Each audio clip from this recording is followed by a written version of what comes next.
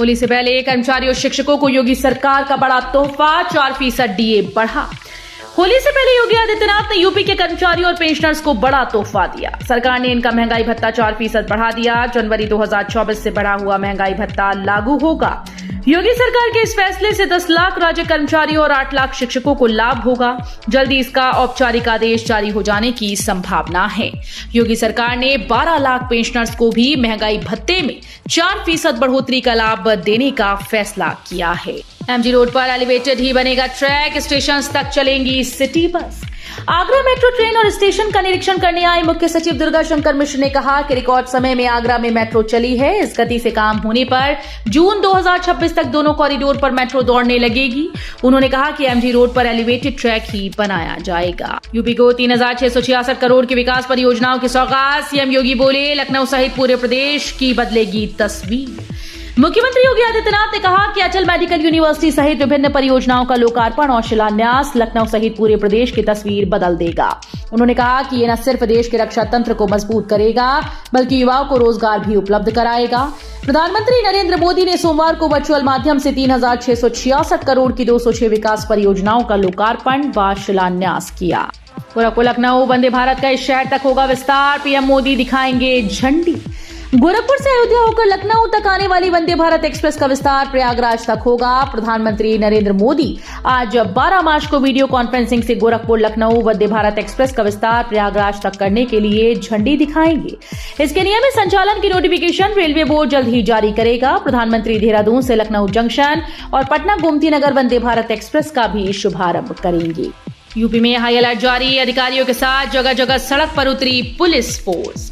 नागरिकता संशोधन कानून लागू करने की अधिसूचना जारी होते ही यूपी में पुलिस को हाई अलर्ट कर दिया गया। डीजीपी प्रशांत कुमार ने प्रदेश के सभी संवेदनशील जिलों में अतिरिक्त पुलिस फोर्स की तैनाती करते हुए विशेष सतर्कता बरतने के निर्देश दिए हैं। साथ ही कहा है कि अफवाह फैलाने वालों के खिलाफ कठोर कार्रवाई की जाए।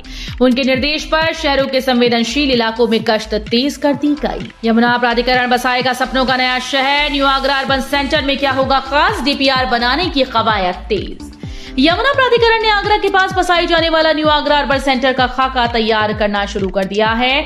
इसको मास्टर प्लान 2031 में शामिल किया गया। इसके विकास का प्लान तैयार कराने के लिए सलाहकार एजेंसी से प्रस्ताव मांगे गए। चयनित एजेंसी सर्वे का डिटेल प्रोजेक्ट रिपोर्ट तैयार कर यमुना प्राधिकरण को सौंपेगी। लाखों किसानों को मिलेगी फ्री बिजली और सरचार्ज में भारी छूट। प्रदेश सरकार ने किसानों को होली का बड़ा तोहफा दिया है। सिंचाई के लिए न केवल मुफ्त बिजली का लाभ मिलेगा बल्कि पुराना बकाया एक मुश्त या किश्तों में जमा करने पर सरचार्ज में भारी छूट मिलेगी। सिंचाई के लिए ट्यूबवेल कनेक्शन पर फ्री बिजली के किसानों को मीटर लगवाना होगा और 31 मार्च 2023 से पहले का बकाया अदा करना होगा। जो निजी नलकूप किसान उपभोक्ता निःशुल्क बिजली का लाभ लेना चाहते हैं उन्हें सबसे पहले उत्तर प्रदेश पावर कॉर्पोरेशन के पोर्टल पर पंजीकरण करना होगा। स्मार्ट सड़कों पर बनेंगी चाय की चौपालें। दिल्ली मुंबई की तर्ज पर फरीदाबाद की स्मार्ट सड़कों पर जल्द ही चाय की चौपाल तैयार की जाएगी, जहां लोग चाय की चुस्कियों के साथ गपशप कर सकेंगे। इसके साथ ही साइकिल ट्रैक सहित लोगों के लिए जरूरी सुविधाओं को विकसित किया जाएगा। फरीदाबाद स्मार्ट सिटी लिमिटेड ने योजना तैयार कर उच्च अधिकारियों के समक्ष मंजूरी के लिए भेज दी है। उच्च अधिकारियों की मंजूरी के बाद योजना पर काम शुरू कर दिया जाएगा। 186 उपकेंद्रों से जुड़ी 1400 किलोमीटर एलटी लाइन के तार बदले जाएंगी। जिले में बिजली ढांचे को सशक्त बनाने के लिए 186 उपकेंद्रों से जुड़ी 1400 किलोमीटर एलटी लाइन की तारों को एबी केबल के रूप में बदला जाएगा। इससे उपभोक्ताओं को निर्बाध आपूर्ति दी जा सकेगी। एबी केबल का काम पूरा होने के बाद ट्रिपिंग और लाइन सॉस जैसी समस्याओं में भी कमी आएगी। विद्युत निगम आरडीएसएस योजना के तहत 190 करोड़ रुपए बिजली लाइंस की क्षमता वृद्धि पर खर्च करेगा। देश भर से 200 स्टार्टअप आईआईटी में देंगे अभिव्यक्ति। 14 से शुरू होगा 4 दिवसीय कार्यक्रम। आईआईटी कानपुर में शुरू होने वाले 4 दिवसीय अभिव्यक्ति में स्टार्टअप और इनोवेटर्स का मेला भी लगेगा। देश भर से 5 सेक्टर के 200 से अधिक स्टार्टअप अपनी तकनीक का प्रदर्शन कर दुनिया भर से आने वाले इन्वेस्टर्स से बड़ा इन्वेस्टमेंट लेने के लिए भी तैयारी में रहेंगे। अनुमान है कि 15 से 20 करोड़ रुपए की फंडिंग ये इन्वेस्टर्स कर सकते हैं। आईआईटी में startup incubation and innovation centre और टेक प्रति के तहत 14 मार्च से शुरू हो रहे 4 दिवसीय अभिव्यक्ति में सेमिनार, वर्कशॉप, टॉक शो के अलावा ड्रोन शो भी आयोजित किया जाएगा। यूपी ही नहीं, इस राज्य में भी लोकसभा चुनाव लड़ेगी सपा। प्रदेश अध्यक्ष के साथ राजनीतिक स्थिति पर चर्चा। समाजवादी पार्टी उत्तर प्रदेश के अलावा इस राज्य में भी लोकसभा चुनाव लड़ेगी। सपा ने इसके लिए तैयारियां शुरू कर दी हैं। इसके साथ ही उम्मीदवारों के नामों पर भी चर्चा शुरू कर दी। दो राज्यों के प्रभारियों ने अखिलेश यादव से मुलाकात की है। जानकारी के अनुसार समाजवादी पार्टी के अध्यक्ष अखिलेश यादव से आंध्र प्रदेश और तेलंगाना के सपा प्रभारी जगदीश यादव, आंध्र प्रदेश के अध्यक्ष पासम वेंकटेश्वर लू और मधु बोट्टा यादव ने मुलाकात की। प्रयागराज एयरपोर्ट से इस महीने बंद हो रही है इन 3 बड़े शहरों की फ्लाइट। 3 बड़े शहरों की उड़ान भी इसी महीने बंद की जा रही है, जिससे यात्रियों की परेशानी बढ़ने वाली है। दरअसल प्रयागराज एयरपोर्ट से पुणे, दिल्ली, बिलासपुर की उड़ान बंद करने की तैयारी शुरू हो गई। इनकी अप्रैल महीने में बुकिंग भी बंद हो गई है। मुरादाबाद एयरपोर्ट से खुलेगी रामपुर की तरक्की की राह। कारोबारी आसानी से जा सकेंगे लखनऊ। लंबे इंतजार के बाद रामपुर जिले से सिर्फ 14 किलोमीटर की दूरी तय कर मुरादाबाद के मुंडा पांडे से जनपद वासी हवाई यात्रा कर सकेंगे। प्रधानमंत्री नरेंद्र मोदी ने मुरादाबाद हवाई अड्डे का उद्घाटन कर दिया। मुरादाबाद में एयरपोर्ट शुरू होने से रामपुर के लोगों को बहुत फायदा होगा। उद्यमी, कारोबारी और अन्य लोग अब आसानी से लखनऊ जा सकेंगे। नोएडा डिपो में मथुरा की रोडवेज बसेस का प्रवेश कर दिया गया बंद। वजह जानकर रह जाएंगे हैरान। नोएडा सेक्टर 37 के डिपो में मथुरा की बसेस का प्रवेश स्थानीय कर्मचारियों ने बंद कर दिया है। बसेस को अंदर नहीं जाने दिया जा रहा है। इससे मथुरा डिपो के कर्मचारियों में आक्रोश है। नोएडा रूट पर चलने वाली दोनों बसेस खाली आ रही हैं। सवारियों को लेकर मथुरा और नोएडा डिपो के कर्मचारियों के बीच रार ठन गई है। अखिलेश यादव बोले, इलेक्शन बॉन्ड खरीदने वालों की सूची सार्वजनिक की जाए। सुप्रीम कोर्ट ने इलेक्शन बॉन्ड को लेकर स्टेट बैंक ऑफ इंडिया को फटकार लगाई और खरीदारों की सूची मंगलवार को सौंपने का आदेश दिया। इस पर सपा अध्यक्ष अखिलेश यादव ने जवाब दिया कि बॉन्ड खरीदने वालों की सूची जनता को पता चल पाएगी या नहीं, ये बड़ा सवाल है। IMS BHU का हाल, 2 बार विज्ञापन, साक्षात्कार के बाद भी खाली रह गई 113 सीटें।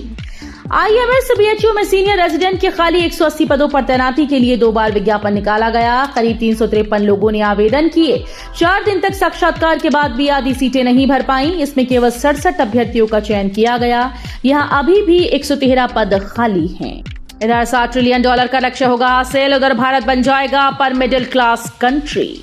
हाल ही में आई SBI की रिपोर्ट में भारत में गरीबी घटने का दावा किया गया था। अब क्रिसिल की रिपोर्ट में देश की तेज विकास दर के आधार पर अनुमान लगाया गया कि 2031 तक Bharat upper middle class country बन सकता है। उस वक्त तक भारतीय अर्थव्यवस्था दुगनी होकर $7 ट्रिलियन होने का अनुमान लगाया गया।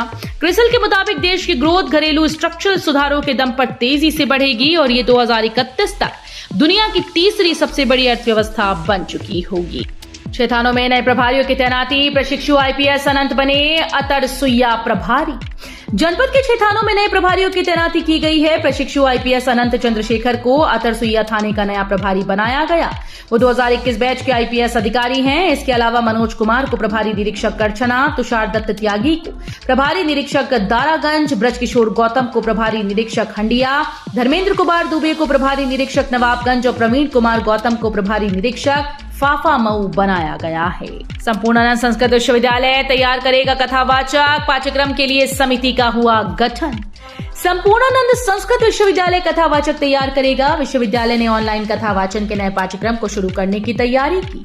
कथावाचन का सर्टिफिकेट कोर्स पुराण प्रवचन प्रवीण वर्तमान सत्र से ही शुरू हुआ जाएगा। विश्वविद्यालय प्रशासन ने पाठ्यक्रम निर्माण समिति का गठन भी कर दिया है। योगी मोदी तुमसे बैर नहीं, नकारा जनप्रतिनिधियों की खैर नहीं। आगरा में भैंस के आगे बीन बजाकर लोगों ने किया विरोध प्रदर्शन। आगरा के बरौली अहीर में स्थानीय लोगों ने सीवर जल भराव और जल निकासी की समस्या को लेकर स्थानीय लोगों ने अनोखा प्रदर्शन किया। कॉलोनी के लोगों ने भैंस के आगे बीन बजाकर अपना विरोध जताया है। साथ ही हाथ में बैनर रखा था जिस पर लिखा था, योगी मोदी तुमसे बैर नहीं, नकारा जनप्रतिनिधियों की खैर नहीं। गाजीपुर में बड़ा हादसा। बारातियों से भरी बस हाई टेंशन तार की चपेट में आई। आग लगने से कई लोग जिंदा जले। यूपी के गाजीपुर में बड़ा सड़क हादसा हो गया। बस पर हाई टेंशन तार गिरने से आग लग गई। इससे कई लोग जिंदा जल गए। अपुष्ट खबरों के अनुसार 25 लोग इस हादसे का शिकार हुए।